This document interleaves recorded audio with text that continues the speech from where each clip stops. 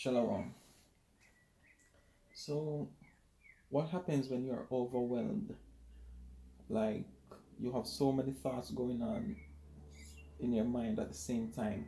You don't know what to do. What usually happens sometimes is that you break down. You just don't do anything, and the entire day is past, and you really look back at it and you said, "Whoa, I laid in bed all day and didn't do anything." Right? So you get overwhelmed by these thoughts. Now, how do you deal with it? How do you deal with such a problem? All right. The first thing you need to do is take a pause, right? And you try to examine the multitude of thoughts that are taking place, right? So, what you're going to do now is you are going to see them for what they are, right?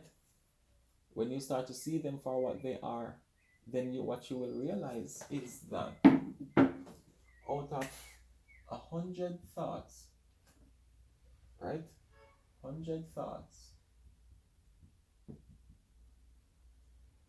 and these are just some examples, so you would know the thoughts that are going on in your mind. So out of 100 thoughts, when you don't examine, you will notice one thing. Maybe 97 is either past or future, and only three things you have to do today, no, the present, right? So when you examine the thoughts one by one, you'll see rent. Okay, it's not yet the end of the month, so this is what. Okay, let me use another color. What you're going to notice is that majority of them is either past or future. So rent, you look at it, future, you don't need to worry about it. Utility, water bill, guess what? End of the month, future. School fee, future or past. Maybe for the next term, okay, let's put it future, right? Breakup, this is something from the past. You guys broke up and you're dealing with it. Guess what? The breakup already took place, so you are now in the what? Past. Cold winter. Oh, you can't take the cold. Okay, guess what? This is not something that you can do anything about. So you don't even need to do anything more than to accept, right? Again, this is future. Hot summer, future. These are natural things you can't do anything about more than to accept, right? Family matters. Well, you're gonna have to break down the family matters because sometimes you live in homes where other family members are there and you can't get away. Maybe depending on your situation with children, or you just get stuck, or you're not in a position to get somewhere else based on expenses and what your income is like and so forth. You know that you just have to accept it because your family, you don't choose them. You can't do anything. So this is above your choice or so forth. So the family is always going to be there, so matters are always going to be there unless you get a chance to change, to move out of that situation, right? So this is going to be future, or it can be problems on the past, right? But maybe at this present moment you are not going through this. It's just the thoughts that you're going through, right? Now, tasks at work, you might get a new boss. They might be giving you some reports to do that you think are really not so necessary. So, but guess what? You're at home now, but you're thinking about work. This is future, right? You might be saying that, oh, I'm struggling with the children because the father, they don't do much, the father doesn't do much, and so forth, right? So again, hasn't been doing much in the past, and maybe you're thinking also about the future, right? You have a doctor appointment, but guess what? You're gonna need the money to do this and that. You are worried about how you're gonna deal with this, and the appointment is coming up again. Future. So what you realize is most of the thoughts have nothing to do with today, right? And guess what? The things that you should be concerned about for today, you don't think about it because most of the times when you are in this state of mind, it closes off your appetite, right? That's what the stress does. It closes the appetite, so you don't have a desire to eat anything. But it's important for you to eat regardless of what you're going through, right? So you'll see that you're not thinking about cooking, but guess what? That has to be done today. So you have to make it a point of your duty to cook, to eat, so you can have strength to carry on, right? And pretty much that's it. When you realize that all of these things have nothing to do with your today, guess what? Now you can leave from the future, or leave from the past, and come back to where? The present.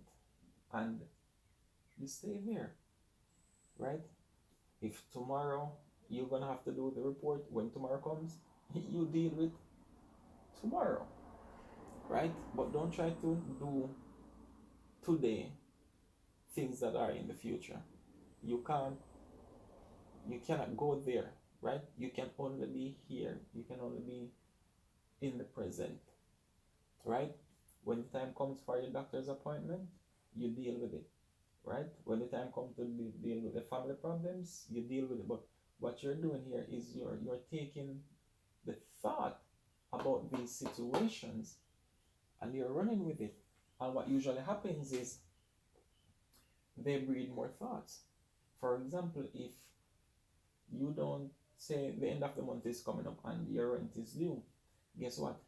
You don't see that money, so now the thought is going to produce another thought that says, oh, I don't see the rent money, and they, what you call it, the landlord might evict you or give you a notice. So now you're worried about about getting notice about your rent money being behind, right? And then thinking about this is going to lead you to, what if you can't pay the rent, and you know the landlord is going to kick you out, and you and your children are going to be out there, and then you understand. So there's more stress coming from every thought, but these are not experiences, they are just thoughts. So when you have a multitude of thoughts coming in like this, all you have to do is just take a moment, see them for what they are, make sure that you discern thoughts that are futuristic, that are for the future, you put them aside.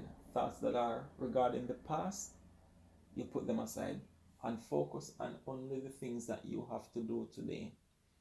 And guess what? All of these go away. They have no place to go because they cannot fit in the present, right?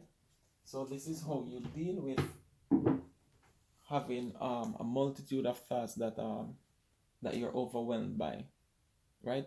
It's gonna keep you worried, and as the scripture says, that too much carefulness, too much worrying causes you to age before time.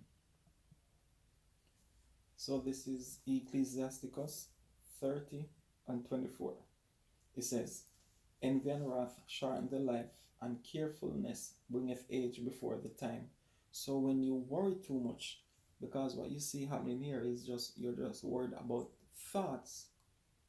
You're not, it's not the event, the experience itself that is causing you to worry, but it is the thought about the things happening that you're worried from. And the scripture says it bringeth age before the time.